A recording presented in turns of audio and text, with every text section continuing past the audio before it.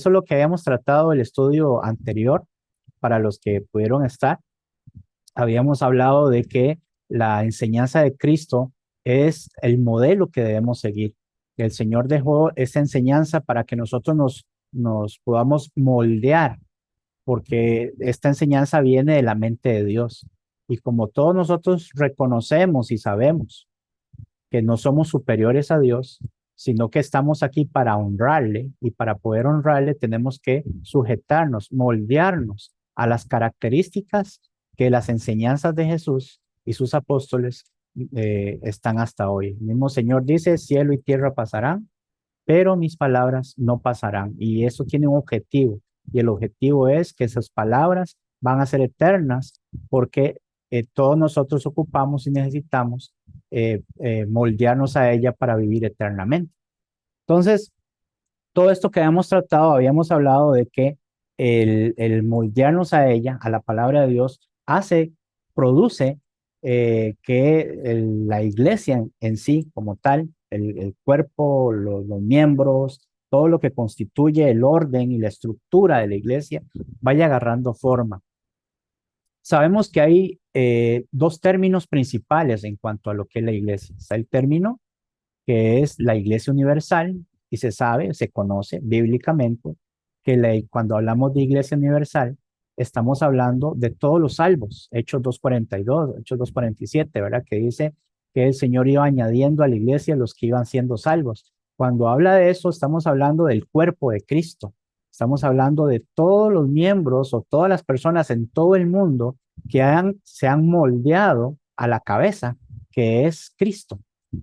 Y todos estamos incluidos ahí. Yo soy de Costa Rica, usted es de Colombia, de Venezuela, de cualquier parte del mundo. Cuando usted comparte el mismo molde, entonces todos estamos conformes al cuerpo de Cristo. Y está el otro término de iglesia, porque la palabra iglesia significa los llamados fuera, es decir, todos aquellos que fueron llamados por la palabra de Dios a pertenecer en el reino de Dios, que es la iglesia, y ser ciudadanos de ese reino. El segundo término o la segunda condición o hacia dónde se dirige ese término tiene que ver con iglesias locales. Es decir, aquí en donde yo vivo, la provincia se llama Alajuela, y hay una iglesia de Cristo en Alajuela. ¿Esa es la iglesia total? No, esa no es la iglesia total. Esos son un grupo de personas que se han moldeado al cuerpo de Cristo, a la enseñanza de Cristo, que hemos convenido reunirnos en un lugar para poder adorar a Dios. Y así en cada parte del mundo hay también personas que han decidido hacer lo mismo, porque la palabra de Dios nos induce a hacerlo. Entonces, allá en donde vive el hermano Jesús Marsella en Venezuela, donde vive Denis allá en la parte de Colombia en la que está, el hermano Jesús, y así los que están oyendo acá, Emil y todos, tienen lugares donde conocen y encuentran personas de todo tipo que han llegado a la conclusión que para poder ser discípulo de Cristo hay que moldearse a ello. Entonces tenemos el término universal, que es todos los salvos de todos los tiempos, que el Señor sabrá, Él solo sabrá quiénes son los que van a estar con Él por la eternidad. Y está su término que es local, son las iglesias que se constituyen por todas las partes del mundo, personas que se reúnen a adorar a Dios y a establecer un orden que también la Biblia nos proporciona. Así es como se maneja la estructura de la iglesia. Pero esa estructura, hablando en los dos términos, tienen que ver con dos cosas distintas, es decir, la estructura universal de la iglesia, es decir, de todos los salvos, es gobernado por la única cabeza que es Cristo, y que tiene como propósito entonces componer o sustentar o hacer que cada uno de ellos forme y conforme el cuerpo de Cristo. Cuando hablamos de cuerpo, pues no estamos hablando de un cuerpo físico, estamos hablando de lo que representa ese cuerpo. Si nosotros estudiamos la biología, podemos ver que el cuerpo está representado por partes que se unen para tener una sola función.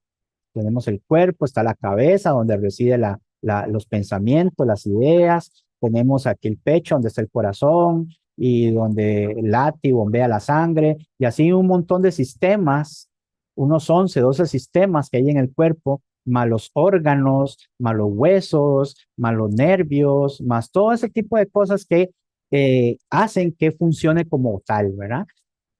Están las iglesias locales, que son, como dije anteriormente, pues identidades de grupos de hermanos o de personas que se han unido para adorar a Dios, donde también existen estructuras que se deben de tener para poder tener un buen funcionamiento. Entonces, ahí nadie puede llegar a la iglesia, al local de la iglesia, a hacer lo que quiera. Nadie puede decir, bueno, hermano, vamos a reunirnos y hoy vamos a hacer lo que yo quiera porque esta no es la iglesia universal. No, no, no es así porque la Biblia también nos dice, mayormente en el libro de los Hechos, Pablo le dice a los que se iban a encargar de guiar a la iglesia, esto, el término ancianos, pastores, obispos, que ellos eran los responsables de que la estructura local de la iglesia funcionara. Entonces, cada una de las iglesias locales tiene una estructura que, según la Biblia, tiene que moldearse otra vez ahí, conformarse para poder estar sustentando. Sin embargo, hoy en día hay un problema que es, y voy a compartir aquí para que podamos ver el tema que les traigo hoy, basados en esta introducción que acabo de hacer. No sé si el hermano me podría hacer para poder compartir pantalla. Lo que quiero enseñarles es que muchas veces nosotros, no digo ustedes jamás, porque hasta ahorita los estoy conociendo, pero el ser humano como tal cae en la costumbre. Listo, hermano, ajá, muchas gracias. Voy a ponerlo aquí para que lo puedan ver. Denme un momentito, ahí está, ahí lo puede ver, ¿verdad, hermano? Ahí se está viendo. Muy bien, muy bien. Entonces, les digo, les traigo esto con el único fin de que todos nosotros podamos aprovechar este momento y esta oportunidad para ir ubicándonos en el sentido de que podamos aprender todos juntos, hasta yo mismo, que la estructura base nunca se ve o nunca se empieza con pompas, con grandes lujos, con grandes poderes, ¿ves? Muchas veces nosotros entramos en un cliché, digo yo, en una forma de hablar en la que oímos a otros hablando y entonces entramos en discusiones que Pablo le llama, por medio de la escritura, le llaman discusiones necias, es decir, que no tienen ninguna edificación, ningún sentido. ¿Cuánto es que entramos en esa etapa de las conversaciones necias? Bueno, las conversaciones necias se entra cuando nosotros hablamos de algo o de alguien tomando en cuenta que esa persona logró llegar hasta la cima o esa situación se hizo grandioso y sublime, ¿verdad? Desde nuestro punto de vista de cómo pudo haber sido. Entonces, si un equipo de fútbol o de béisbol o de baloncesto, qué sé yo, dependiendo del deporte que a usted le guste, cuando llega a la cima, cuando llega el campeonato, nosotros no vimos el proceso que ellos hicieron para poder llegar ahí, sino que simplemente lo que observamos es la victoria que obtuvieron. Entonces, muchas veces la gente entra en discusiones de por qué el equipo de ellos no llegó a la victoria del equipo del otro. Y entonces entran en discusiones necias, porque son puras suposiciones las que se van marcando el paso de la discusión. Entonces, cuando Jesús vino aquí a la tierra y vino a hablar con los judíos también, los israelitas, tenían este tipo de pensamiento. Ellos pensaban que ellos eran los máximos, que eran los que gobernaban el mundo, aunque estaban sujetos bajo la esclavitud, bajo el dominio de Roma, que era el que realmente era el imperio que gobernaba el mundo ese entonces, ellos no se sentían así. Cuando viene Jesús diciendo que él es bueno, la gente lo admira por lo que por lo que está predicando, por lo que está diciendo, por lo que está enseñando, la gente lo va reconociendo como un maestro. Muchos de los líderes de ese momento volvían a ver a Jesús y decían, pero ¿quién es este? Este no es el hijo de José el carpintero. este no es el hijo, no es el que viene de Nazaret, que era un pueblo muy menospreciado. Entonces, este que viene hablando, este que viene, ¿por qué quiere como venir y ser parte de este círculo importante de guías espirituales de ese entonces, que eran los fariseos, los saduceos y todo esto? ¿Por qué quiere pertenecer a esto si él no tiene el estatus, ¿verdad? No tiene el comportamiento, no tiene la sangre real para poder pertenecer a este círculo de gente importante? Y él viene hablando así. Entonces lo empiezan a menospreciar, empiezan a hablar mal de él, empiezan a tenerle cierta distancia. Máxime que Jesús, cuando vino a predicar, empezaba a relacionarse no con los más grandes, no con los más poderosos, sino que se relacionaba con quienes, ustedes saben, ¿verdad? Gente más humilde, gente que tenía muchos problemas, gente labriega, gente sencilla. Ese es el tipo de gente con la que se rodeaba Jesús. Entonces, los grandes líderes religiosos de ese momento veían a Jesús como una persona muy, completamente menospreciable. Esto es lo que ve Jesús en el capítulo 13. Podemos ver que en el capítulo 13 Jesús trae un sinnúmero de parábolas que son historias cortas o dichos cortos o ejemplos para poder hacer que en la mente la gente sencilla que trabaja, que no tiene grandes estudios, pueda comprender la idea que Jesús trae para todos ellos, la salvación que trae a Jesús de parte del Padre. Los líderes religiosos decían, no, no, este hombre, la forma de hablar, la forma de decir las cosas, qué persona más baja, ¿verdad? Eso así literalmente es como pensaban los judíos. Entonces, si nosotros notamos la parábola esta de Mateo capítulo 13, versículo 31 y 32, pero centrémonos en el 31. Dice Jesús, ya que tenemos ese preliminar, esa visión de cómo es que menospreciaban las palabras y la conducta de Jesús, y después de que Jesús enseñaba, la gente, sí, la gente sencilla se maravillaba, pero los líderes no, porque ellos, según ellos, tenían estructuras muy sólidas y muy poderosas. Y entonces Jesús, sabiendo estas cosas, dice, otra parábola le refirió diciendo, el reino de los cielos es semejante al grano de mostaza. Ve qué interesante esto, porque Jesús, sabiendo lo que el pensamiento de los líderes que se suponen que eran la luz del pueblo, los que iban a guiar al pueblo, estaban en la mente de ellos y metían en la mente de los demás que Jesús no valía la pena, que sus enseñanzas no eran sustentables, no eran importantes. Jesús se da cuenta de esto y empieza a hablar por medio de parábolas y refiere a esta parábola que viene a ser tan importante hasta nuestros días. El reino de los cielos. ¿A qué se refiere Jesús cuando dice el reino de los cielos? Se refiere a un reino que está por encima de cualquier otro reino. Todo reino que ha existido y existe hoy en día, no sé hoy qué, Rusia, China, Estados Unidos, no sé, póngale nombre de lo que usted podría llamar el imperio más poderoso actualmente del siglo XXII, Estados Unidos. ¿Quiere pensarlo así? Pues sí, pensémoslo así, pero no está por encima del reino de los cielos, porque el reino de los cielos siempre está arriba, siempre. No importa el reino que sea, no importa el imperio que se forme, no importa el gobierno que sea poderoso, lo que sea, que quiera decir, nunca va a poder llegar a los cielos, nunca va a poder estar por encima de los cielos. Y entonces Jesús viene y dice, el reino de los cielos. Ya ahí, de entrada, les está diciendo a este tipo de personas que están creyendo que la estructura de gobernar es algo muy poderoso, que está por debajo del reino de los cielos. Pero dice que es semejante al grano de mostaza. Y sigue diciendo que un hombre tomó y sembró en su campo, el cual a la verdad es la más pequeña de todas las semillas, dice Jesús. Ya él está, vea la intención que tiene Jesús de hablar.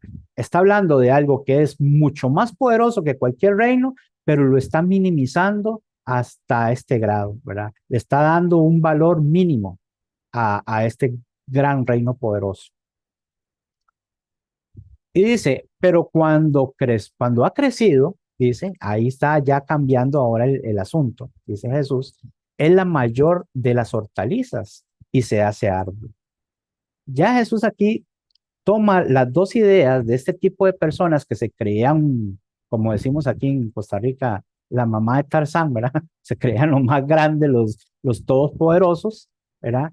Y Jesús inmediatamente los para diciendo, ustedes, que ustedes piensan que tienen el reino más grande y más fuerte. Bueno, hay un reino superior, es el reino de los cielos. Y ese reino, nadie está por encima de ese reino de los cielos. Nadie. Pero les voy a decir cómo es que el proceso de ese reino de los cielos, cómo es que va tomando forma ese reino de los cielos. No con grandes espadas ni grandes estrategias militares. Y eso es lo que vamos a ir viendo. Y dice Jesús, de tal manera que vienen las aves del cielo y hacen nidos en sus ramas. Bueno, vamos entonces a ver, a explorar esta parte que Jesús, cada una de estas partes, cómo Jesús le va dando a esta gente y después va a quedar marcado para siempre que el reino de los cielos, a pesar de que es el reino más poderoso, porque es un reino eterno, porque los reinos, Daniel capítulo 2, capítulo 7, habla de qué tan poderoso iba a ser este reino, que ningún reino lo iba a poder destruir y que iba a permanecer para siempre, por la eternidad, ese reino, la forma y la estructura de ese reino no empezó como algo súper poderoso, sino que empezó poco a poco. Por eso tenemos que ver el contexto inmediato de esto y por qué es que Jesús pronunció esta parábola dentro de una serie de comparaciones sobre el reino de los cielos. Ahí es donde nosotros tenemos que tomar en cuenta que está explicando Jesús cómo es el reino de los cielos utilizando ejemplos que son sencillos de entender, que son ejemplos familiares, que son ejemplos para que sus oyentes, que en aquella época, que eran agricultores, que eran pescadores, que eran gente labriega y sencilla, pudieran entender porque el propósito de ese reino de los cielos es rescatar a la humanidad y darles vida eterna. No hay otra. La audiencia que estaba escuchando a Jesús eran judíos comunes. La audiencia que estaban oyendo las palabras de Jesús eran gente sencilla, pescadores, agricultores, que entendían claramente las metáforas o las comparaciones naturales y agrícolas de ese momento. Y por eso Jesús, en este caso, pronuncia este tipo de enseñanzas para la mente común. Y ahí es donde va agarrando forma. Y por eso, como segundo punto, la semilla de mostaza, tenemos que verlo, ¿a qué se refiere eso de la semilla de mostaza? ¿Cómo lo tomaban en cuenta ellos la semilla de mostaza en los tiempos bíblicos? Bueno, la mostaza era una planta común en Palestina. Todas esas áreas de Medio Oriente y Palestina y todo eso era una planta muy común. Cuando Jesús empezó a hablar acerca de la semilla, ellos sabían eh, todo lo que Jesús estaba explicando o hablando. Jesús la describe como la más pequeña de las semillas conocidas en esa época por los agricultores de esa región. Y aunque sabemos hoy que hay semillas más pequeñas que la semilla mostaza, no es que es la más pequeña de todas las semillas, pero Jesús sabe con la gente que está tratando. Jesús sabe hasta dónde tienen el conocimiento las personas. Entonces, para que el contexto de Jesús funcionara de lo que estaba explicando, esta descripción era correcta y adecuada para su punto ilustrativo, es decir, para todo lo que él estaba explicando en cuanto a cómo es que iba a funcionar esta estructura. Entonces, cuando la semilla de mostaza crece, pues llega a ser un arbusto considerable, llega a ser un arbusto que más o menos puede medir un poquito más de 3 metros de alto, lo suficiente como para que hayan aves, haya una atmósfera ahí de aves que hacen sus nidos, se sientan protegidas y se refugien en sus ramas. Pero de algo tan pequeño, miren ustedes la imagen ahí, de una semilleta tan pequeña, ¿cómo es que el progreso de esa semilla va haciendo que vaya obteniendo una estructura tan grande y tan fuerte que hasta sirva para refugiar otro tipo de especies. Entonces, esto es maravilloso, hermanos, que Jesús hablara de eso, de esa forma, un contraste bien notable de pequeñez inicial a una grandeza posterior. Era una imagen muy poderosa para la gente en ese entonces. Cuando vieron esto, ellos se sintieron atraídos a este mensaje porque pudieron entender, porque pudieron comprender. Y así es como la estructura de la semilla de mostaza nos debe enseñar a nosotros también que el resultado para poder hacer que las personas crean en Cristo tengan ese proceso. No podemos pensar en la iglesia como estructuras, como catedrales enormes, como instituciones que quieran hacer el bien a la sociedad por medio de cosas que no se moldean a Cristo, sino que ya vamos a ver cómo es que nosotros podemos hacer cosas maravillosas, pero debemos empezar desde abajo, desde poquito, desde la posibilidad que yo tenga y no irme más allá de esa posibilidad, porque la posibilidad que yo tenga puede ayudar mucho en el reino de los cielos para ir creciendo. Y esto tiene un significado original, y esto de la enseñanza de Jesús tiene un significado muy, muy profundo, porque primero el reino comienza pequeño, pero se expande enormemente. Hasta hoy en día, han pasado más de 2000 años ya, desde que Jesús dijo estas palabras, más de 2000 años. Y miren ustedes, cómo en todo el mundo eh, el nombre de Cristo es mencionado, si Cristo empezó solo con 12 hombres,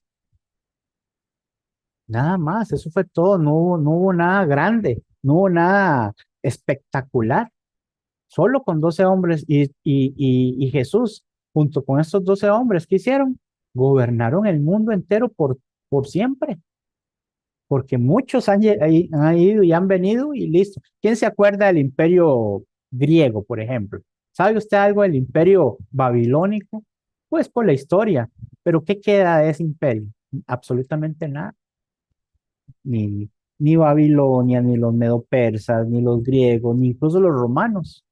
Habrán cositas ahí, pero que están todas arruinadas, todas destruidas.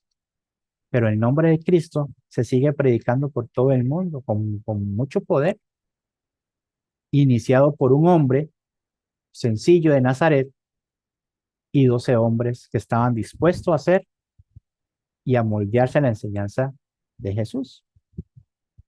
Entonces, este reino comienza pequeño, pero se expande enormemente. La primera implicación de la parábola es que el reino de los cielos comienza pequeño e insignificante. Eso es lo que nosotros debemos tener en nuestra mente, casi imperceptible. Cuando nosotros nos hacemos cristianos, debemos evaluar esto muy bien. No debemos irnos muchas veces a tener no digo que envidia, pero ese deseo de tener iglesias enormes, con templos enormes, que tengan esas bancas lindas. Yo no digo que eso sea malo, esté mal. Solamente veo que muchas personas se centran en eso y no se centran en la posibilidad de hacer las cosas primeramente con las posibilidades que yo tenga. Eventualmente sí, crece hasta convertirse en algo muy grande y visible, pero no se puede empezar ahí, se tiene que empezar desde lo más pequeño, desde lo que sea imperceptible, de lo que otros pueden ver insignificante. Y entonces en el contexto inmediato vemos eso, Jesús estaba describiendo cómo iniciaba su obra con un pequeño grupo de seguidores, los discípulos, y cómo ésta se extendería por todo el mundo. Increíble, maravilloso.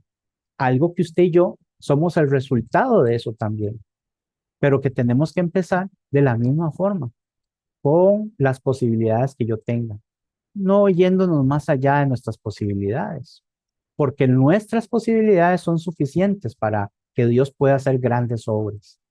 Lo que tenemos que hacer es de nuestra humildad reconocer que lo que tenemos que hacer es seguir a Cristo, eh, sus enseñanzas y moldearnos a Él y listo, conforme mis posibilidades. Ah, hablando de los pensamientos que tenían los judíos y los líderes religiosos y todo, pues era una visión contra las expectativas mesiánicas equivocadas.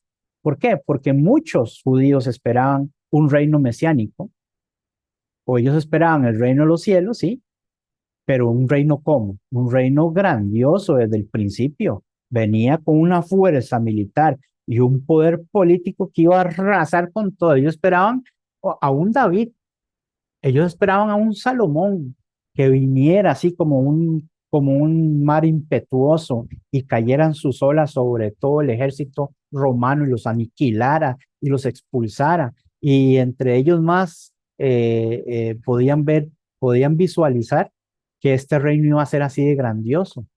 Y se llenaban la boca y se llenaban los pensamientos de esta visión. Pero Jesús enseña que el reino de Dios no se establecería así, que así no es como funciona el reino de Dios, que su reino vendría silencioso, discretamente, creciendo poco a poco a través de corazones y vidas transformadas. Miren, hermanos, yo no sé cuánto tiempo ustedes tendrán de ser cristianos, pero ¿a poco su vida no tiene más sentido ahora que es cristiano? ¿A poco la vida que usted tenía antes de ser cristiano valía más la pena de la que tiene ahora, del conocimiento que tiene ahora, de las posibilidades que tiene ahora de poder tomar buenas decisiones? ¿Las toma o no? Pero las posibilidades existen en los sufrimientos, en la alegría, en la escasez, en la abundancia. Tenemos siempre el consejo que nos permite decidir cuál es la mejor solución para poder uno seguir abarcando. En el sufrimiento, siempre podemos clamarle al Señor, al Rey Todopoderoso, y Él nos va a escuchar. ¿Usted cree que si la mentalidad de establecer ese reino hubiera sido así, como pensaban los judíos, que eran así militares poderosos, grandes ejércitos? ¿Usted cree que una persona sencilla iba a poder tener audiencia ante un poder como tal? Si esto pasa con los gobiernos de ahora, ¿usted cree que usted puede ir a tocarle la puerta al presidente y decirle, señor presidente, ¿me podría ayudar? ¿Me podría guiar? ¿Me podría aconsejar? Es que no, es imposible. Cuando hay mucho poder, cuando hay un poder absoluto, una persona que es sencilla nunca va a poder llegar ante la presencia de un personaje de esos y va a tener que esperar sentado, porque no, pues esa persona es tan importante que no va a tener la condición de inclinarse a escuchar cuáles son sus necesidades. Pero Jesús, siendo el Rey de Reyes y Señor de Señores, Él vivió como nosotros, labriegos, sencillos. Él nunca abusó de las personas, más bien les dio el camino para poder de esa humildad, como dijo Jesús en Mateo 11, al final del capítulo, dice, venid a mí todos los que estáis cargados y afligidos, y yo les daré descanso. Aprended de mí, que soy humilde y manso de corazón, y les daré descanso para vuestras almas. Ese rey poderoso que empezó así de esa forma, lo hizo para darnos a entender que él está anuente a escuchar hasta el más mínimo hombre, hasta el más mínima persona, humilde y sencilla, que no tenga posibilidades de una audiencia ante el gobierno o ante el imperio, ¿no? Porque él siempre está anuente a escuchar hasta el más pequeño. Pero muchos judíos esperaban un reino mesiánico grandioso desde el principio con una fuerza militar y poder político. Por eso nosotros no podemos enseñar lo que Jesús quiso que se hiciera desde el principio. Otra cosa es la protección y refugio en el reino, y eso es lo que les vengo diciendo, porque dice que una vez que ya ese reino creció o esa semilla creció de mostaza, era tan grande el árbol que las aves podían hacer nidos en ella.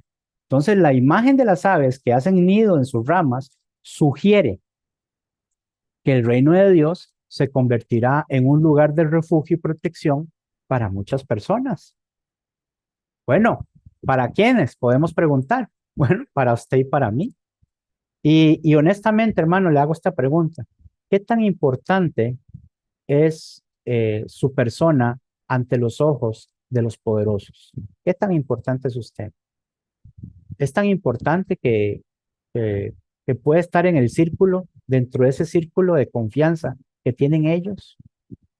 Bueno, voy a hablar por mí. Yo no.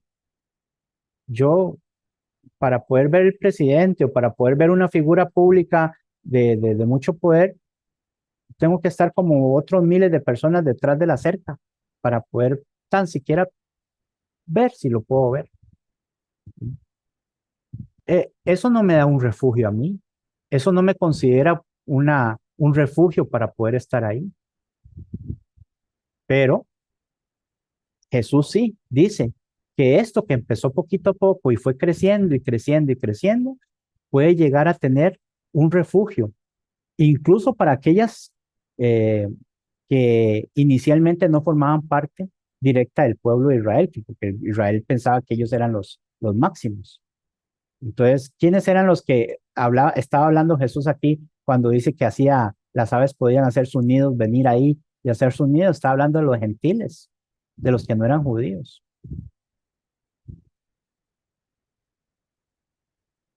Así que lo importante de esto, hermanos, es que tengamos en nuestra mente que este reino de los cielos, que es la iglesia de Cristo, no es otra cosa más que la iglesia de Cristo, tiene esta forma particular de hacer las cosas, de obrar las cosas.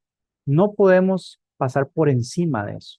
No podemos pensar nosotros que con una idea personal o subjetiva propia de que la iglesia es el poder absoluto y que ahí se tienen que hacer las cosas así y así y así y así, y pasar por alto el concepto de humildad, de sencillez, de hacer según mis posibilidades, no, no puede, no se puede porque el reino se constituye de esa forma.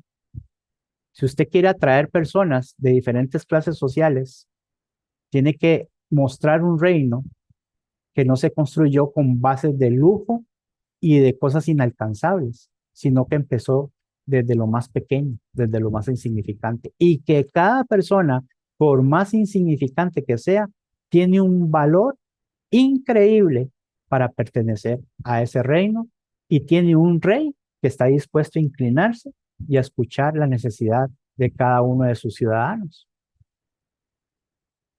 Entonces, estas implicaciones actuales de la parábola tenemos que notarlas en lo siguiente: paciencia y confianza en procesos pequeños. Hermano, no se adelante, no se preocupe, no se estrese por querer alcanzar y querer ser como las otras iglesias que usted vea en otros lugares, Estados Unidos o en otros lugares donde hay cientos de miembros y todos cantan en barítono y hay cuatro voces y todo eso muy bueno, sí, yo no digo que esté mal y eso es orden y todo eso, pero no corra por alcanzar algo así, sino si para eso tiene que hacer sacrificios o estar manteniendo a las personas en un proceso, porque no todos podemos correr a la misma velocidad.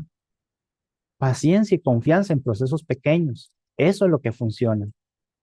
En nuestra época, esta enseñanza debe de animar a los creyentes a valorar las acciones pequeñas y discretas que tienen potencial de un gran impacto.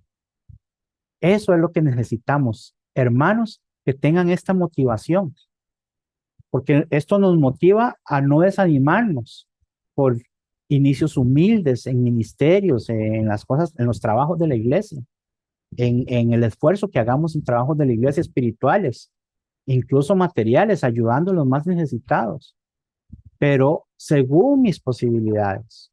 Yo no necesito ser parte de una organización que establece un orfanato, por ejemplo, para ayudar a mis vecinos o a los niños que estén cerca de mí.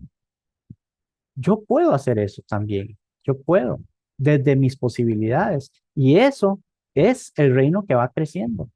Ese es el concepto, porque ya el reino es muy poderoso, pero es el concepto que nos ayuda a nosotros a ir creciendo como cristianos y el lugar de estableciendo una iglesia muy fuerte que va a ir creciendo, sabiendo que ese crecimiento del reino es progresivo y sostenido. Eso es lo importante. Humildad y sencillez, eso es lo importante. Aprended de mí, dice Jesús, que son manso y humilde de corazón, y tendréis descanso para vuestras almas.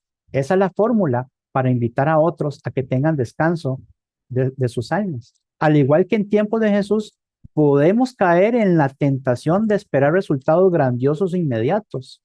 Llegar usted a estresarse o llegar a insultar a otros o llegar a presionar porque no se hacen las cosas como yo quisiera, como yo he visto, como yo veo que se hacen en otros lugares. No, no, ¿para qué?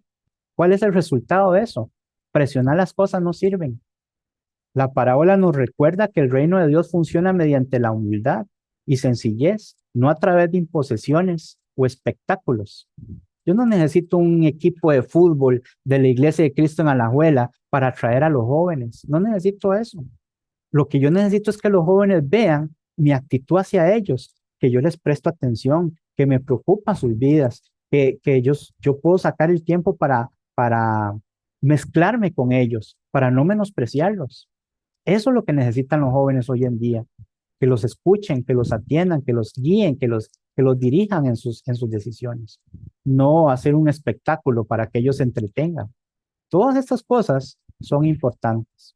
Para ir terminando, las implicaciones actuales de esa parábola, como tercer punto, nos enseñan que preocuparse por las cosas que estamos haciendo, no por las que podrían ser. ¿Para qué hablar de algo que todavía no es?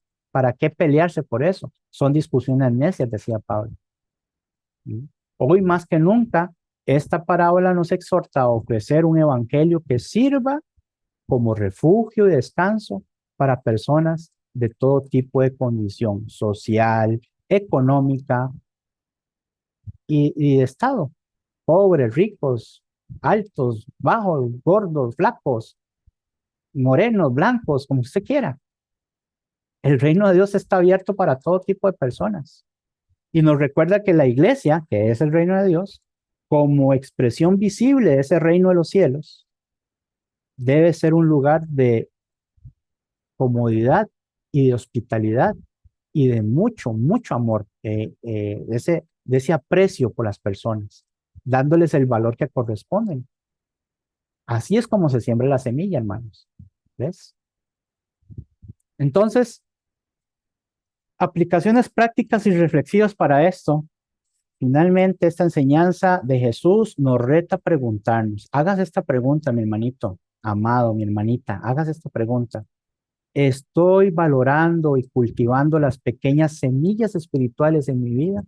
¿Lo estoy haciendo así poquito a poco, ahí, a pasito lento, pero seguro? ¿O estoy corriendo?